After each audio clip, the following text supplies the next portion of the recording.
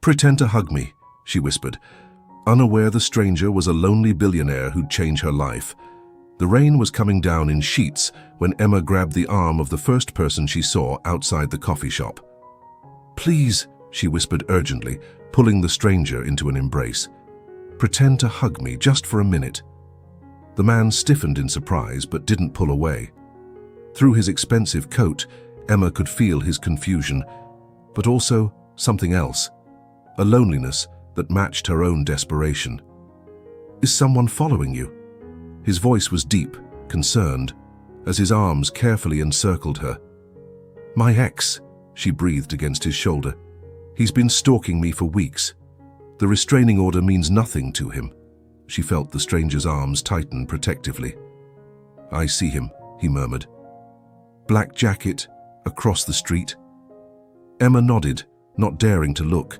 Her whole body was shaking, and not just from the cold rain. "We're going to walk into the coffee shop together," the stranger said calmly. "Keep holding on to me. You're safe." Welcome to another incredible story of unexpected love and second chances. If you're new here, please hit that subscribe button and ring the notification bell so you never miss our heartwarming stories. And don't forget to comment below where you're watching from. I love hearing from viewers all around the world. As they entered the warm coffee shop, Emma finally got a good look at her rescuer. He was older than her, maybe mid-30s, with dark hair peppered with premature silver and the kindest brown eyes she'd ever seen. His clothes screamed money, the kind of understated luxury that only the truly wealthy could afford, but his expression was gentle, almost sad. "Thank you," she said, finally releasing him. "I'm so sorry for just grabbing you like that. I didn't know what else to do." "Don't apologize. Are you hurt? Should we call the police?" Emma shook her head, wrapping her arms around herself. "They can't do anything unless he actually does something. Following me apparently isn't enough." The man's jaw tightened. He glanced out the window where the figure in the black jacket still lingered. "How about some coffee? We can wait until he leaves." "I can't ask you to." "You're not asking, I'm offering." He extended his hand. "I'm Daniel Chen." "Emma Rodriguez." She shook his hand, noting the calluses that suggested he did more than just sign checks. "And thank you. Again." They found a table in the back corner where Daniel positioned himself with a clear view of the door. He ordered 2 coffees and a plate of pastries without looking at the menu. "You come here often?" Emma asked, then blushed. "Sorry, that sounded like a bad pickup line." Daniel's smile transformed his face, erasing years of what looked like perpetual exhaustion. "Every day, actually, though usually much earlier. I have trouble sleeping." "Me too, especially lately." Emma wrapped her hands around the warm mug. "Jake, my ex, he doesn't accept that we're over. We dated for 2 years and I thought I knew him. But when I tried to leave..." "He showed his true colors," Daniel finished quietly. "You sound like you understand." "Different situation, but yes, sometimes people aren't who we think they are." He paused, studying her face. "How long has this been going on?" 6 weeks, ever since I moved out. He follows me to work, to the grocery store, shows up at my friends' houses. I've changed my phone number twice, filed a restraining order. Nothing works." "Where do you work?" "I'm a pediatric nurse at Children's Hospital. Night shift, which makes it worse. He knows exactly when I'm getting off, when I'm alone in the parking garage." Daniel pulled out his phone. "I'm texting my driver. He'll take you home tonight." "I can't." "Please, let me do this. No one should have to be afraid." His eyes held a pain that suggested personal experience. "My car is bulletproof, and Marcus, my driver, is a former Navy SEAL. You'll be safe." Emma stared at him. Bulletproof car, driver, former Navy SEAL. "Who are you exactly?" Daniel shifted uncomfortably. "Just someone who understands what it's like to have your sense of safety stolen from you." Before Emma could respond, her phone buzzed. A text from an unknown number. "Who's your new friend? He can't protect you forever." Her hands started shaking so badly she nearly dropped the phone. Daniel gently took it from her, read the message, and his expression darkened. "He's still out there," Emma whispered. "He got another phone. He always gets another phone." "Look at me." Daniel's voice was firm but kind. "You're not alone anymore. We're going to handle this." "We? You don't even know me. Why would you?" "Because 6 months ago I stood outside this very coffee shop completely lost. My wife had just died, and I couldn't face going home to an empty house. The barista here, Maria, saw me standing in the rain and invited me in. She saved my life that night with simple kindness." He met Emma's eyes. "Now it's my turn to pass that forward." Emma felt tears prick her eyes. This stranger, this sad, kind stranger, was offering her more support than she'd gotten from people she'd known for years. "I don't know what to say." "Say you'll accept my help, at least for tonight." She nodded, not trusting her voice. Daniel made another call, speaking quietly but authoritatively. Within minutes, a large man in a dark suit entered the coffee shop. "Ms. Rodriguez, this is Marcus. He'll make sure you get home safely." Marcus nodded politely. "Ma'am, the car is out front whenever you're ready." "What about Jake? He's still—" "He left 5 minutes ago," Marcus reported. "But I've got his license plate and a clear photo. If you'd like, I can pass that along to some contacts who might be able to help." Emma looked between the two men, overwhelmed. I don't understand. People don't just do things like this." "Good people do," Daniel said simply. "And you deserve to feel safe."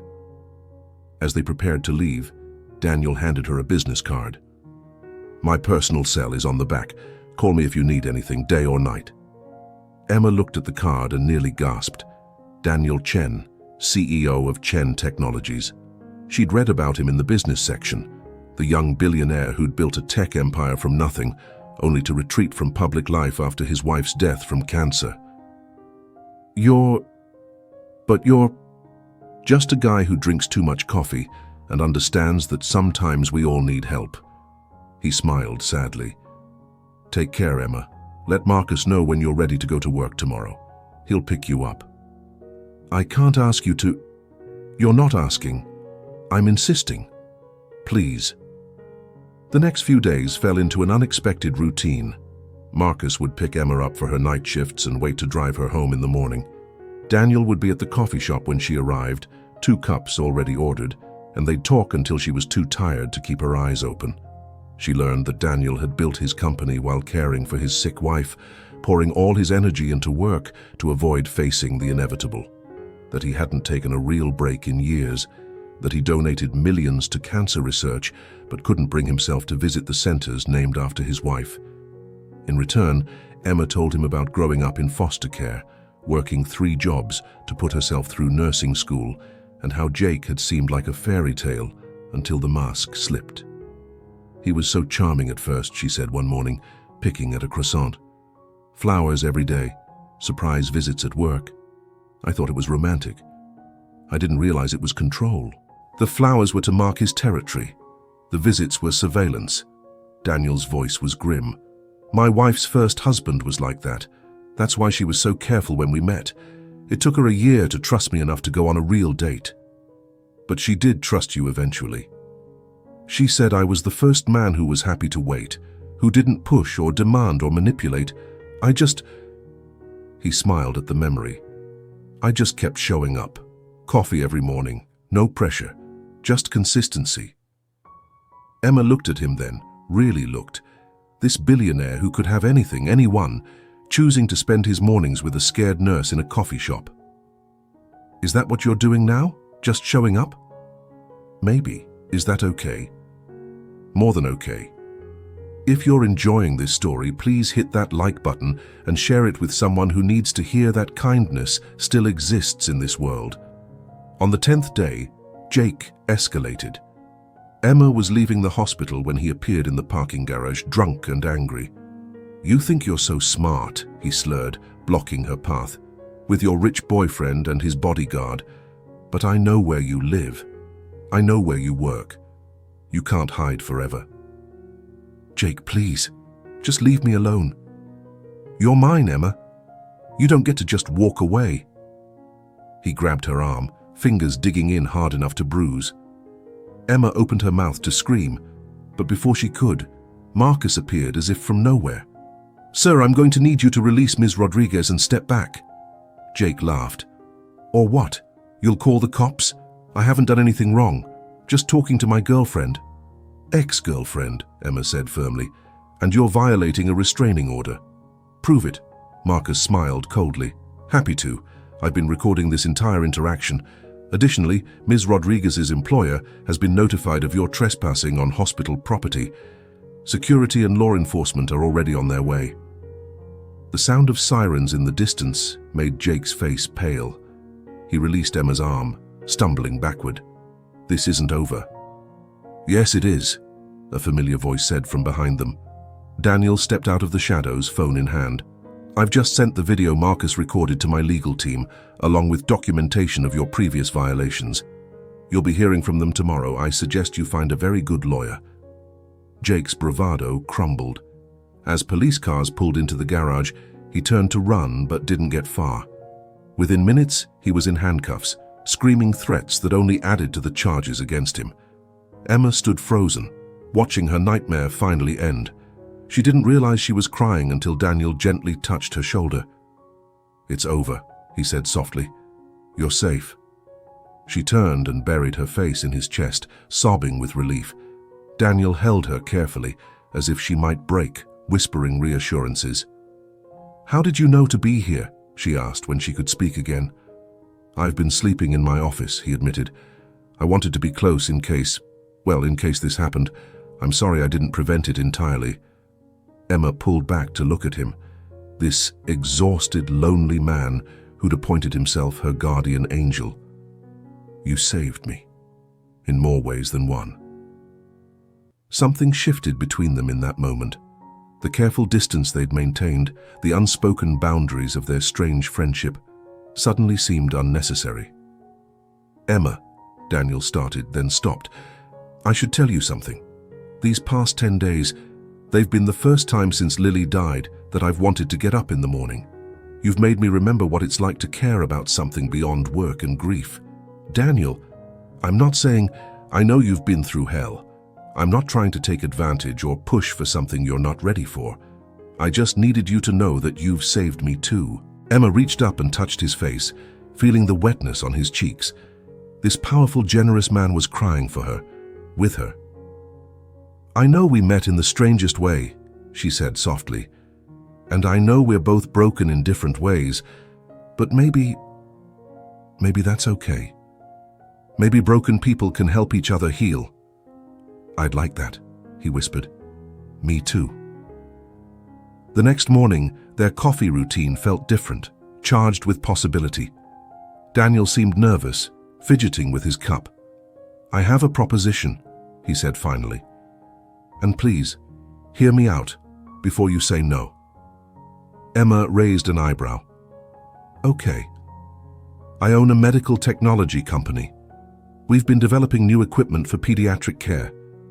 I'd like to hire you as a consultant. Your experience, your perspective, it would be invaluable." "Daniel, I can't take a job from you just because it's not charity. We need someone who actually works with sick children every day. Someone who understands what nurses need, what would make their jobs easier. The position has been open for months. I just hadn't found the right person until now." Emma studied his face. "This isn't just about giving me a way out of night shifts, is it?" "That's part of it," he admitted, "but it's also real. I can show you the job posting from 3 months ago if you'd like. Same salary as you're making now, better benefits, regular hours, and you'd be helping us create technology that could save lives. Can I think about it?" "Of course. Take all the time you need." But Emma didn't need much time. The idea of using her experience to help on a larger scale, of working regular hours, of being part of something innovative and important, it was everything she'd dreamed of but never thought possible. She accepted the position the next day, and within a week, she was working at Chen Technologies, collaborating with engineers and designers who valued her input and treated her like the expert she was. "You look happy," Daniel observed one evening. They'd graduated from morning coffee to dinner. though both were careful to keep things professional at work. "I'm happy, for the first time in... I can't remember how long." She reached across the table and took his hand. "Thank you for seeing something in me that I didn't see in myself." "You've always been extraordinary, Emma. You just needed someone to remind you."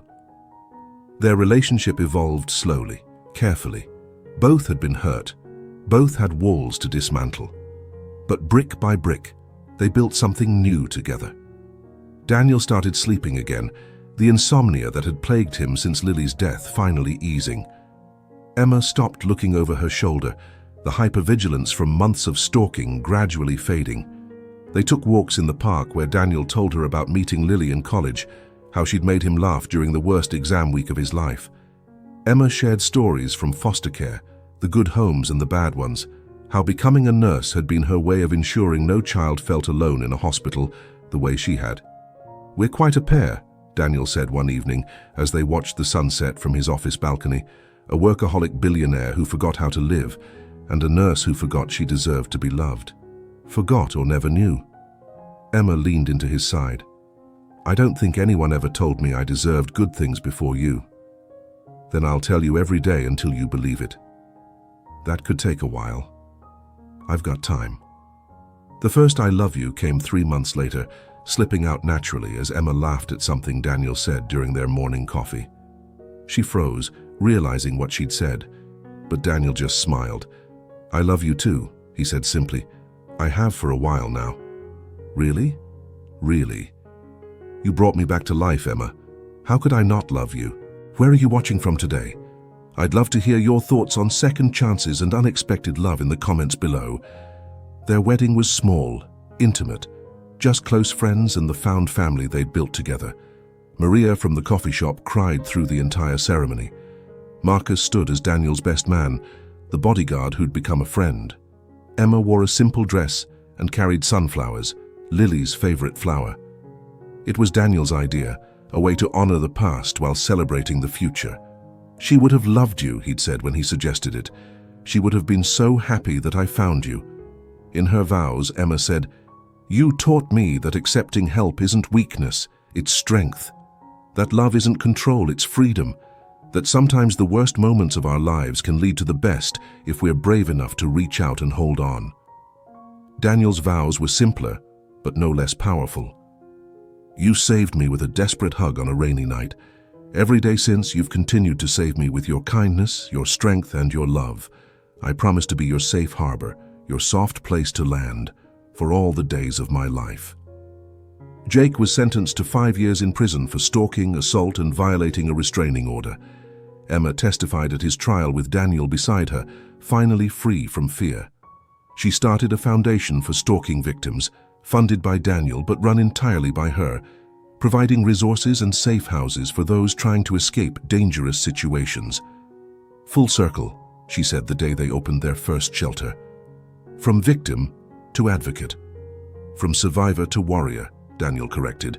"You were never just a victim, Emma. Even that first night, grabbing a stranger for help, that was warrior behavior." The shelter's opening was covered by local news. Emma stood at the podium, no longer the scared woman who'd hidden in a coffee shop, but a confident advocate for change. "No one should have to beg a stranger for protection," she said to the assembled crowd. "But I'm grateful every day that the stranger I chose turned out to be the best man I've ever known. This shelter is for everyone who needs that stranger, that safety, that second chance." Daniel watched from the side, pride evident on his face. Later, a reporter asked him about his involvement. "I'm just the checkbook," he said with characteristic modesty. "Emma is the heart and soul of this operation." But Emma knew better. Daniel was involved in every aspect, from personally vetting security staff to ensuring the shelter felt like a home, not an institution. He'd even hired several survivors from their program at Chen Technologies, giving them the same chance he'd given Emma. 2 years into their marriage, Emma found Daniel in his home office at 3 a.m., staring at his computer screen with tears on his face. "What's wrong?" She wrapped her arms around him from behind. "I got an email," he said quietly. "From a woman in Seattle. Her daughter has cancer, the same type Lily had. She's using the new pediatric equipment we developed, the equipment you helped design. Emma held him tighter. And? The treatment is working. The tumor is shrinking. She's going to make it. His voice broke. We did that, Emma, you and me. We saved a little girl's life. We did, she agreed, her own tears falling. Lily would be so proud. She would. God, she really would. They sat in silence for a while, holding each other, thinking about loss and love and the strange ways life circles back on itself. I have something to tell you, Emma said eventually. Daniel turned to face her, concern immediate. Are you okay? More than okay. She took his hand and placed it on her stomach. We're going to have a baby. The joy on Daniel's face was indescribable. He pulled her into his lap, holding her like she was made of spun glass. Really? Really? About 8 weeks along.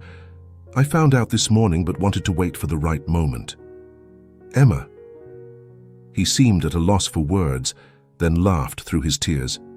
We're having a baby. We're having a baby. We are.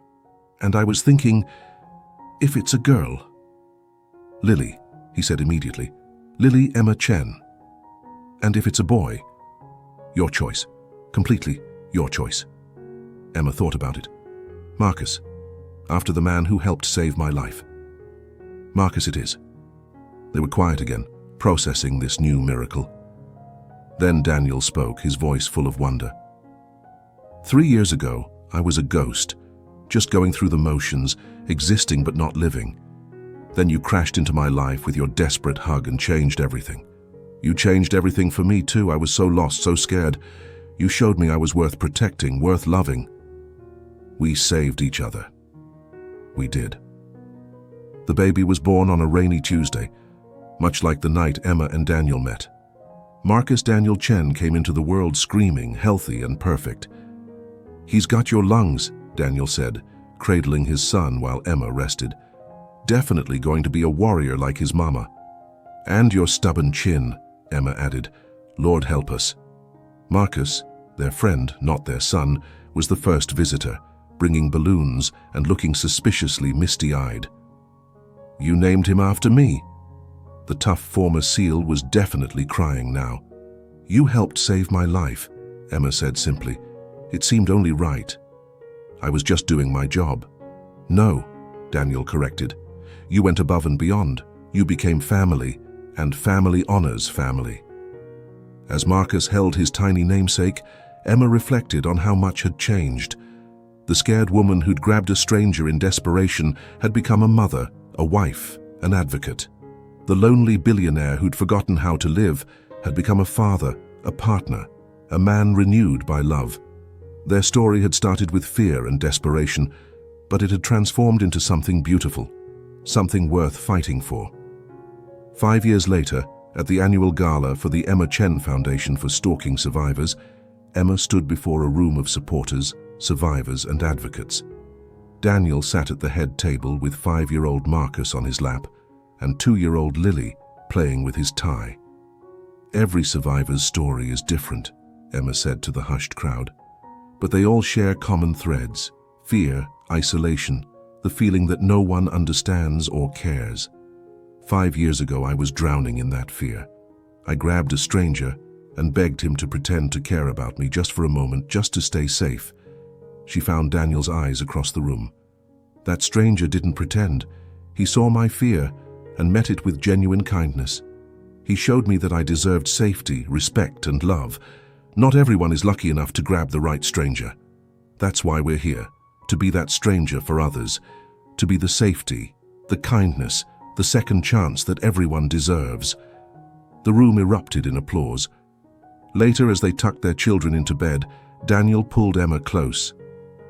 Proud of you, he murmured against her hair. Proud of us, she corrected. We've come a long way from that coffee shop. The best journey of my life. Mine too. As they stood in the doorway watching their children sleep, Emma thought about that desperate night in the rain. How a moment of terror had led to a lifetime of love. How a stranger's kindness had changed everything. No regrets? Daniel asked, their old ritual. Not one, Emma replied. Except maybe... What? I should have hugged you sooner. He laughed softly. I'm just glad you hugged me at all. Best split-second decision I ever made. Best surprise I ever received. They closed the door quietly and headed to their own room, still holding hands after all these years. On the dresser sat a framed photo from that first coffee shop meeting, not taken that night, but recreated later, showing two broken people finding hope in each other. Next to it was their wedding photo, then pictures of their children, their foundation work, their life together. A visual timeline of how one desperate hug had created a beautiful life. I love you, Emma said, as she did every night. I love you too, Daniel replied, as he always would. Outside, rain began to fall, just like that first night. But inside their home, there was only warmth, safety, and love. The kind of love that starts with desperation and transforms into dedication. The kind that saves not just one life, but many. The kind that proves sometimes the most beautiful stories begin with the simplest acts of human kindness. In the morning, they would return to their work. Emma to the foundation, Daniel to the company, both to raising their children with the knowledge that kindness matters, that helping strangers is noble, that love can bloom in the most unexpected places. But tonight they simply held each other, grateful for the strange twist of fate that had brought them together. A stalker's threat had led to a protector's love. A desperate grab had led to a lifetime embrace. A pretend hug had led to a real family. Thank you, Emma whispered in the darkness. For what?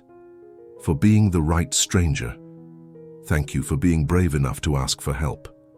We make a good team. The best. And in a house full of love, built on a foundation of kindness and second chances, they slept peacefully. No longer afraid, no longer alone, no longer pretending. Just two people who'd saved each other, one hug at a time. The Emma Chen Foundation went on to help thousands of stalking victims over the years. Each success story was different, but Emma's message remained the same. You deserve safety. You deserve kindness. You deserve love. Daniel continued to fund not just the foundation, but also research into technology that could help protect vulnerable people. GPS panic buttons, apps that could discreetly call for help, safe house networks that operated like underground railroads for those escaping abuse. We can't save everyone, Emma said one difficult day after losing a client to violence, but we can try. We can make sure no one faces this alone. That's all anyone can do, Daniel agreed, holding her as she grieved. Try, care, show up. Like you did for me. Like you did for me first. You showed up in my life exactly when I needed you most. Their children grew up understanding that privilege came with responsibility. Marcus volunteered at the shelter from age 10, reading to younger children whose mothers were in hiding. Lily organized fundraisers at her school, fierce and determined, like both her namesake and her mother. We're raising good humans, Emma said one evening, watching their teenagers help serve dinner at the shelter. We're raising warriors, Daniel corrected. Compassionate warriors who understand that real strength is in lifting others up. Think they'll be okay? Look at them, Em. They're already better than okay. They're extraordinary. Like their father. Like their mother. 20 years after that first desperate hug, Emma stood in the rain outside the same coffee shop. It had become a tradition. Every anniversary of the night they met, they returned to where it all began. Daniel appeared with 2 cups of coffee, his hair more silver now, but his smile just as warm. Waiting for someone? He asked, playing their old game. Just some stranger, Emma replied. Someone kind enough to pretend to care. No pretending necessary. He handed her the coffee and pulled her close. Never was. They stood there in the rain, remembering the fear and desperation of that first night, marveling at the life they'd built from such a dark beginning. If you could go back, Daniel asked, would you change anything? Emma thought about it. The fear, the stalking, the trauma. She wouldn't wish that on anyone. But without it, she wouldn't have this life, this love, this purpose. Not a thing, she said finally. Every moment led us here. Even the scary ones? Especially the scary ones. They taught us how strong we could be together. A young woman hurried past, shoulders hunched against the rain, looking over her shoulder nervously. Emma recognized the look, the hypervigilance of someone being followed. Without hesitation, Emma stepped forward. "Are you okay?" The woman's eyes darted between them, assessing threat levels. No, my ex is..." "Come inside," Daniel said gently, opening the coffee shop door. "You're safe now." As they helped another scared woman find safety, Emma caught Daniel's eye. This was their legacy, not just their own love story, but the ripple effects of kindness that spread from that first night. Later, after the woman was safe with foundation resources and a protection plan, they finally made it home to find their kids waiting with anniversary dinner. "Happy Hug Day," Lily announced, their family's name for the anniversary. 20 years, Marcus marveled. That's a long time to pretend to like each other. "Brat," Emma laughed, ruffling his hair. "No one's pretending in this house." "Just checking. The story does start with 'pretend to hug me,' after all." "The story starts with fear," Daniel corrected, "but it becomes about courage, the courage to ask for help, the courage to give it, the courage to build something beautiful from something terrible." "Dad's getting philosophical again," Lily stage whispered. "Dad's getting old," Daniel agreed, "but not too old to remember that the best things in life often come from the worst moments if we're brave enough to reach out. And lucky enough to reach the right person," Emma added. "Luck had nothing to do with it," Daniel said firmly. "You could have grabbed anyone that night, but you chose to turn that moment into something more. We both did. That's not luck, that's choice." As their family settled in for dinner, sharing stories and laughter, Emma thought about all the choices that had led them here. The choice to ask for help, the choice to give it, the choice to trust, to love, to build rather than break. "Mom's getting misty," Marcus observed. "Mom's allowed," Emma said, not bothering to wipe her tears. "Happy tears are always allowed in this house." "To happy tears," Daniel raised his glass. "To pretend hugs that become real love," Lily added. "To strangers who become family," Marcus continued. "To second chances," Emma finished. "To second chances," they all echoed. And in a home built on the foundation of a desperate hug, a family that began with fear and bloomed into love, celebrated another year of choosing each other, protecting each other, and proving that sometimes the most beautiful endings come from the most frightening beginnings. The rain continued to fall outside, but inside there was only warmth, laughter, and the kind of love that transforms everything it touches. The kind that starts with "pretend to hug me" and becomes "I'll hold you forever." The kind that saves not just 2 lives, but countless others who need to know that somewhere, someone understands, someone cares, someone will help. The kind that proves love really can conquer fear, one hug at a time. Thank you so much for joining me on this incredible journey of love, courage, and second chances. If this story touched your heart, please don't forget to hit that like button and subscribe to our channel for more powerful stories of love and hope. Share this with someone who needs to remember that kindness still exists, that help is available, and that beautiful things can grow from the darkest moments. I'd love to hear your thoughts in the comments below. Have you ever experienced the life-changing power of a stranger's kindness? Do you believe in love at first hug? Let me know, and don't forget to tell me where you're watching from. Until next time, this is Mr. J reminding you that sometimes the bravest thing we can do is ask for help, and the most powerful thing we can do is give it freely. Stay safe, spread kindness, and remember, you're never as alone as you think you are.